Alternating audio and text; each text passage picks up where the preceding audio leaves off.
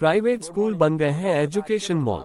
Doctor R K. Verma. मामला प्रतापगढ़ से है।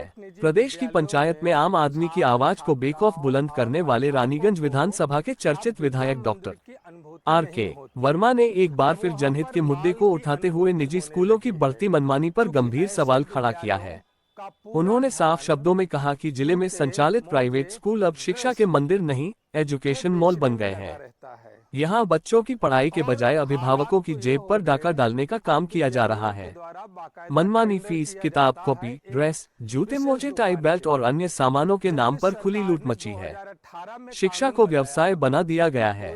निजी स्कूल अब शिक्षणेतर सामग्री के लिए बाकायदा टेंडर आमंत्रित करने लगे हैं। जो प्रकाशक ज्यादा कमीशन देता है उसी से महंगी पुस्तकें व अन्य सामग्री खरीदने के लिए अभिभावकों को बाध्य किया जाता है। अधिकांश स्कूल तो सभी शैक्षिकी सामग्री स्वयं बेचने लगे हैं। मनमानी फीस के अलावा अन्य कई तरह के शुल्क बेवजह लिए जाते हैं। आम आदमी महंगाई के इस दौर में पहले से ही परेशान है। ऐसे में स्कूल प्रबंधन अभिभावकों पर अतिरिक्त आर्थिक बोझ डाल रहे हैं। इससे निम्न और मध्यम वर्ग के लोगों के लिए शिक्षा का अधिकार केवल सपना बनकर रह जाएगा।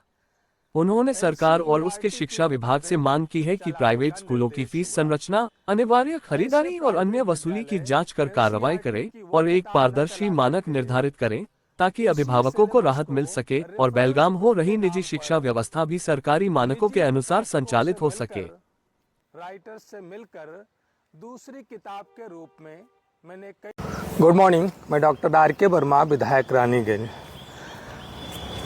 प्राइवेट निजी विद्यालयों में छात्र छात्राओं और अभिभावकों को अब विद्या मंदिर की अनुभूति नहीं होती, अब वहाँ पर मॉल की अनुभूति होने लगी है।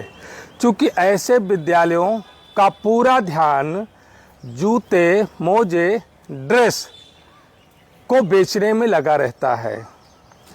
और हालात तो ये हो गए कि अब विद्यालयों के द्वारा बाकायदा टेंडर किया जाता है एक विशेष दुकान के लिए, जबकि सरकार ने 2018 में कानून बनाया कि कोई भी विद्यालय किसी भी छात्र छात्रा को किसी विशेष दुकान से ऐसी सामग्री खरीदने के लिए बाध्य नहीं कर सकता। अगर करता है तो उस पर दंडात्मक कार्रवाई की जाएगी। हालांकि ये कार्रवाई होती नहीं है, अभिभावकों को इसकी जानकारी भी नहीं है। लेकिन सबसे बड़ी विडंबना यह है कि सरकार ने उसी कानून में एक व्यवस्था दी कि सभी ऐसे विद्यालय, खासतौर से कक्षा 1 से लेकर के 8 तक, जहां पर सबसे ज़्यादा शोषण होता है, NCERT की किताबें चलाने का निर्देश हुआ। ऐसे प्राइवेट विद्यालय NCERT की वो किताब न चला करके उसी सिलेबस को रेफरेंस बुक के नाम पर निजी प्रकाशकों से मिलकर, राइटर्स से मिलकर दूसरी किताब के रूप में मैंने कई किताबों का अवलोकन किया कि जो NCERT की 65 रुपये की किताब है वो 300 रुपये से लेकर के 500 रुपये में रेफरेंस बुक के नाम पर बेचा जाता है और बाध्य किया जाता है छात्र छात्राओं और अभिभावकों को कि फला दुकान से ही इसे खरीदना, या बहुत बार बहुत सारे विद्यालयों के कैंपस में भी विक्रय की सुविधा है।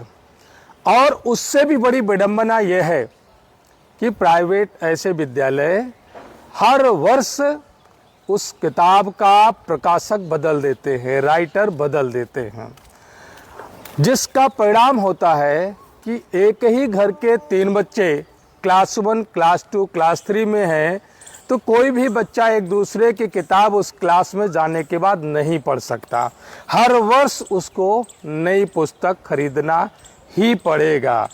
इससे पर्यावरण का भी नुकसान हो रहा है, ज़्यादा पेड़ कटने पड़ रहे हैं और अभिभावकों पर आर्थिक बोझ भी पड़ रहा है। 2018 में उत्तर प्रदेश सरकार ने स्वामित्व पोषित निजी विद्यालय शुल्क नियमन अधिनियम बनाया।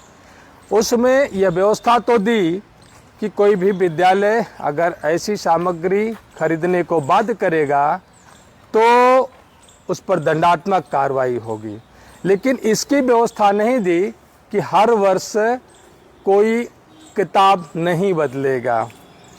तो आप सब जागरूक अभिभावक हैं, अगर कहीं इस तरह की शिकायत है तो हर ज़िले में जिला शुल्क नियमन समिति जिलाधिकारी की अध्यक्षता में है।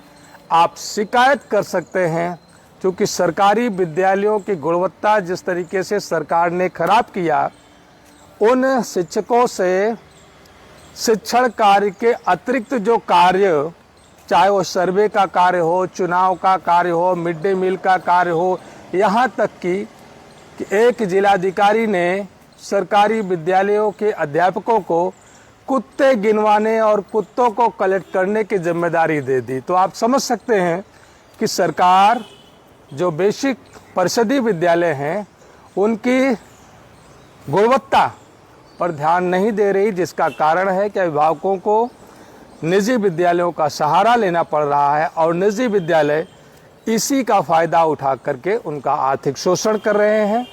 आप जागरूक हैं, सरकार से भी हमारी अपील है कि सरकार हर वर्ष बदलने वाली किताबों पर लगाम लगाए और कोई विद्यालय अगर जूते, मोजे, ड्रेस को, किसी किताब को एक विशेष दुकान से खरीदने का अगर आदेश होता है और प्रमाण मिलने पर उनके खिलाफ दंडात्मक कार्रवाई करे। इस पर विचार करिए कि यह अनुभूति जो मॉल की हो रही है, विद्या मंदिर की कैसे हो। बहुत बहुत धन्यवाद।